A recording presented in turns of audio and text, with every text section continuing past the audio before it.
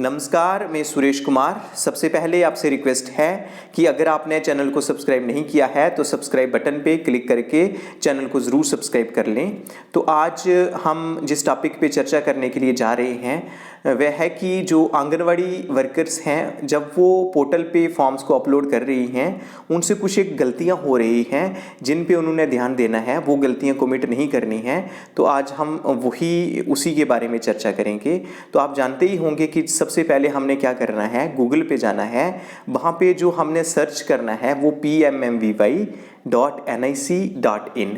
जैसे ही हम सर्च करेंगे तो एक जो फोल्डर खुलेगा। तो सबसे पहले आप ऊपर देख रहे हैं कि PMMVY-CAS।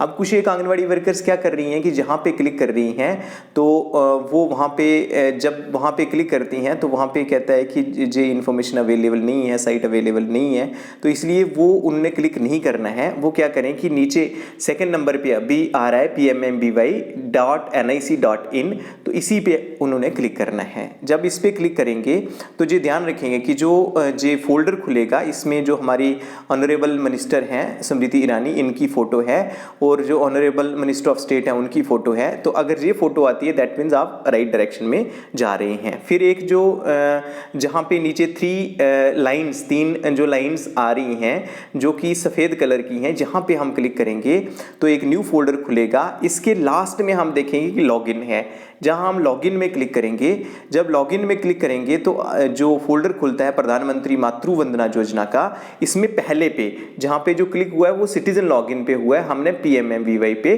क्लिक करना है। जब हम जहां क्लिक करेंगे तो ईमेल आईडी जो भरनी है, जहाँ भी आंगनवाड़ी वर्कर्स को ये प्रॉब्लम आ रही है क्योंकि बहुत सारी आंगनवाड़ी वर्कर्स मैसेज कर रही हैं या फिर कॉल कर रही हैं कि उनको जो ईमेल है वो नहीं मिला है। तो जहाँ पे मैं आपको बताता चलूँ कि बाकी स्टेट्स का तो मुझे पता नहीं है, लेकिन जम्मू कश्मीर में जो ईमेल आईडी बनाई गई है उसमें जो आंगनवाड़ी वर्कर्स हैं वो सबसे पहले लिखेंगी ANG, जैसे आंगन से स्टार्ट होता है ANG। उसके बाद जो उनका जो आंगनवाड़ी सेंटर का कोड है वो 11 डिजिट का कोड है। उसमें जो पहला डिजिट है वो नहीं होगा, यानी पहला डिजिट 01 है तो 0 नहीं होगा, वो 1 से स्टार्ट होगा। तो 1 से आगे जो 10 डिजिट्स हैं वो आ जाएंगे जो ईमेल आईडी में। जैसे ही हम ईमेल आईडी भरेंगे उसके बाद हम कैप्चा भरेंगे। जो नीचे कैप्चा आता है ये ज़रूर भरना है, इसमें कई बार गलती हो जाती है तो ये क्या करें कि ये ध्यान से भरें। तो जैसे ही हम कैप्चा भरते हैं तो उसके बाद आप देखेंगे लॉगिन करना है। जब लॉगिन करेंगे तो जो न्यू फोल्डर है वो खुल जाता है। तो यहाँ पे एक साइड लिखा है सिलेक्ट लैंग्वेज, जो जहाँ पे आप 3 जो लाइंस मिल रही हैं, जो 3 लाइनें हैं, इन पे हम क्लिक करते हैं। जब हम क्लिक करते हैं तो सबसे पहले आ जाता है होम। उसके बाद जो आता है वो है डाटा एंट्री। तो हमने क्या करना है कि डाटा एंट्री पे क्लिक करना है। जब हम डाटा एंट्री पे क्लिक करेंगे तो बेनिफिशियरी रजिस्ट्रेशन ये दोबारा से फोल्डर खुलता है, डाटा एंट्री के नीचे ही खुलता है। तो डाटा एंट्री के नीचे जैसे लिखा हुआ है बेनिफिशियरी रजिस्ट्रेशन, तो हम बेनिफिशियरी रजिस्ट्रेशन पे क्लिक करेंगे। जब हम बेनिफिशियरी रजिस्ट्रेशन पे क्लिक करते हैं तो एक नया फोल्डर खुलता है जिसमें हमने फॉर्म को भरना है। तो जो फर्स्ट तो जे मैक्सिमम ठीक ही है। तो आज हम बात करेंगे फर्स्ट चाइल्ड के लिए ही। तो फर्स्ट चाइल्ड जहाँ पे क्लिक ऑलरेडी हुआ है, तो नंबर ऑफ लिविंग चिल्ड्रन जहाँ पे, क्योंकि हम पहले बच्चे की बात कर रहे हैं इसलिए इस समय जे वो टाइम है जिस समय वो जो कपल है, जो प्रेग्नेंट लेडी है, उनका कोई बच्चा नहीं है, तो नंबर ऑफ लिविंग चिल्ड्रन 0 लिखेंगे। उसके बाद does the beneficiary have Aadhaar card, Aadhaar card आप डाल रहे हैं और आधार कार्ड कंपलसरी है क्योंकि ये बताया गया है कि जो नेम ऑफ अकाउंट होल्डर जो है, जो बैंक अकाउंट डालना है उसमें भी जो आधार के साथ लिंक होना चाहिए। तो जहाँ पे आधार कार्ड कंपलसरी है आप आधार कार्ड डालेंगे। जे भी आंगनवाड़ी वर्कर्स डाल रही हैं, उसके बाद आधार नंबर डाल रही हैं। उसके बाद जी जहाँ पे बड़ी सारी आंगनवाड़ी वर्कर्स गलती कर रही हैं कि डेट ऑफ बर्थ, जहाँ पे जो डेट ऑफ बर्थ लिखनी है, जहाँ डेट ऑफ बर्थ हमने जो प्रेग्नेंट लेडी जिनका हम फॉर्म फिलअप कर रहे हैं उनकी डेट ऑफ बर्थ लिखनी है। जैसे ही हम उनकी डेट ऑफ बर्थ लिखेंगे तो उनकी एज आ जाएगी ऑटोमेटिकली। एज ही नहीं है, जैसे हमने 7/3/1996 लिखा है, 7/3/1996 लिखा है, तो जो एज है वो 27 ईयर आ गई है। उसके बाद कैटेगरी में आंगनवाड़ी वर्कर्स को कोई प्रॉब्लम नहीं आ रही है, मोबाइल नंबर में भी कोई प्रॉब्लम नहीं आ रही है। जहाँ पे जो है डॉक्यूमेंट टाइप है, जहाँ पे कुछ एक मिस्टेक कमिट कर रही हैं। जैसे हम सिलेक्ट डॉक्यूमेंट करेंगे तो ये जो 8 डॉक्यूमेंट बताए गए हैं इनमें से आप कोई एक डॉक्यूमेंट भर दें।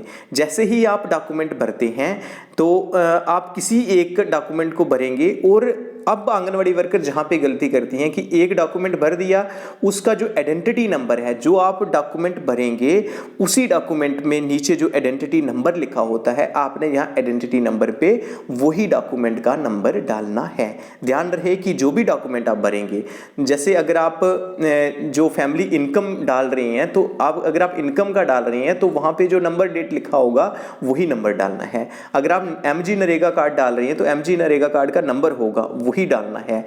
जो ई श्रम कार्ड का नंबर होगा, जहां जो गोल्डन कार्ड है जिसको हम आयुष्मान भारत भी कहते हैं, Ayushman Bharat women beneficiary under प्रधानमंत्री जन आरोग्य योजना, तो इसमें जो आयुष्मान भारत का कार्ड है उसमें भी नीचे जो नंबर होगा तो आपने क्या करना है, जहां नंबर वही डालना है। जो आप जहां डॉक्यूमेंट टाइप सेलेक्ट कर रहे हैं उसी डॉक्यूमेंट टाइप का जो आइडेंटिटी नंबर होना चाहिए। जे गलती करनी है आंगनवाड़ी वर्कर्स, जे गलती नहीं करनी है। उसके बाद जो अपलोड फाइल है, जहां पे जब वो चूज फाइल करेंगी तो आपने क्या करना, वही फाइल अपलोड करनी है। जैसे आपने प्रधानमंत्री जे जो आपने अगर गोल्डन कार्ड का लिया है, जहां ई श्रम कार्ड लिया है ऊपर लिखा है उसका आइडेंटिटी नंबर डाला है, तो आप क्या करें कि उसी की फाइल अपलोड करें।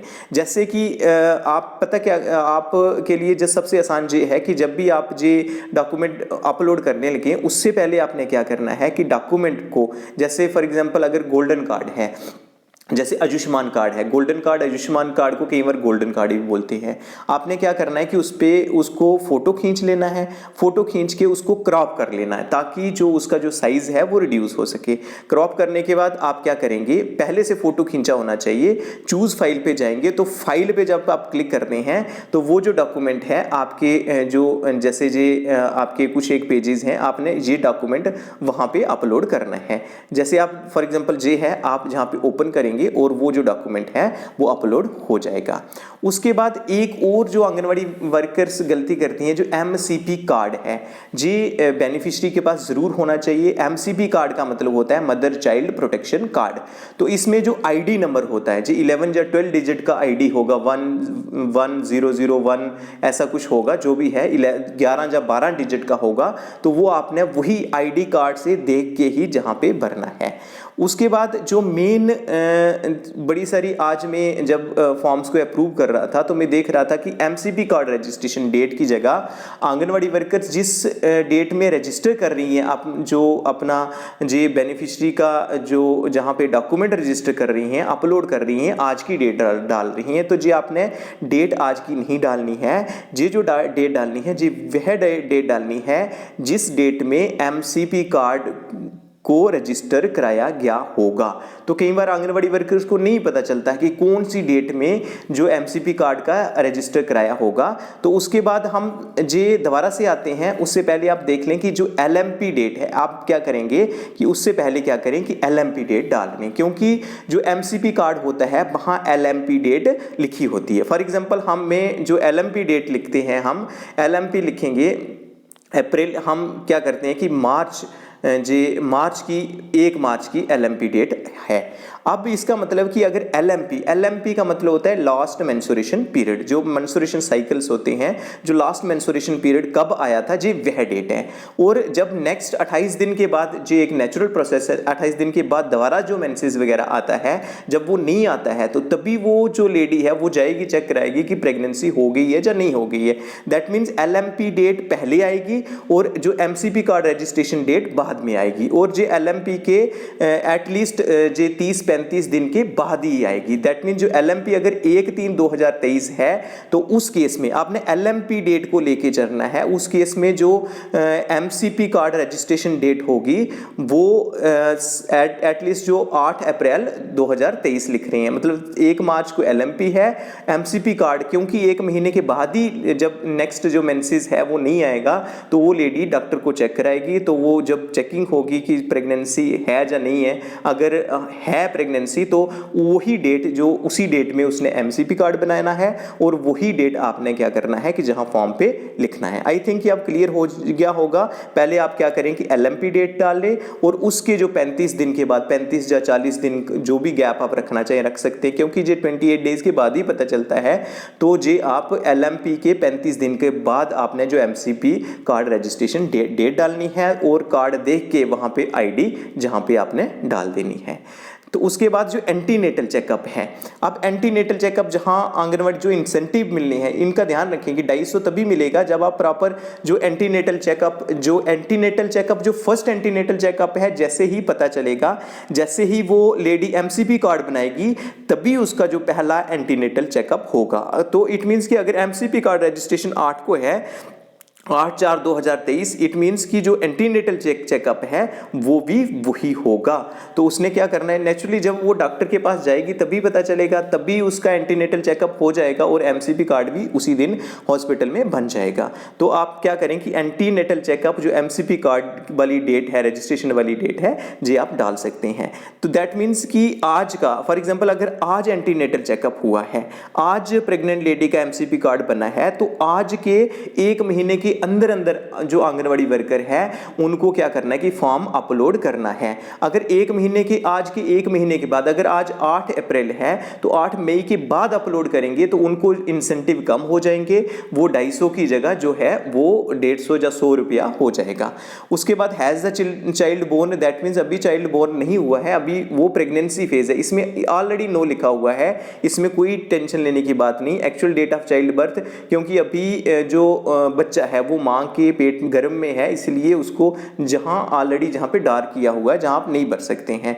तो जी कुछ एक मेन प्रॉब्लम जो एड्रेस है, एड्रेस आपने लिखना है, उसके बाद जो स्टेट, डिस्ट्रिक्ट, जो विलेज वगैरह लिख देना है, पिन कोड जरूर डालना है और बैंक का जो आईएफएससी कोड डालेंगे, जब आप आईएफएससी कोड डालने के बाद चेक करेंगे और फिर जो अकाउंट नंबर डालेंगे उसके बाद आप सबमिट करेंगे। तो आज के वीडियो बनाने का मकसद यही था कि कुछ एक जो गलतियां हैं आंगनवाड़ी वर्कर्स करती हैं, तो मैं जे दोबारा से रिपीट कर देता हूं कि नंबर ऑफ लिविंग चिल्ड्रन, अगर पहला बच्चे की बात कर रहे हैं तो उस केस में लिविंग चिल्ड्रन 0 आएगा, नंबर 1, जहां डेट ऑफ बर्थ मां की होगी, प्रेग्नेंट लेडी की होगी, नंबर 2, नंबर 3, जो डॉक्यूमेंट ऑफ टाइप सिलेक्ट कर रहे हैं उसी का आइडेंटिटी नंबर डालना है और उसी की जो फाइल है वो अपलोड करनी है। आप पहले से फोटो खींच के उसको क्रॉप कर लें और वो चूज फाइल में जाएं तो वो फोल्डर में मिल जाएंगी, तो वो फोल्डर आप ओपन करके वहां पे क्लिक कर देनी है।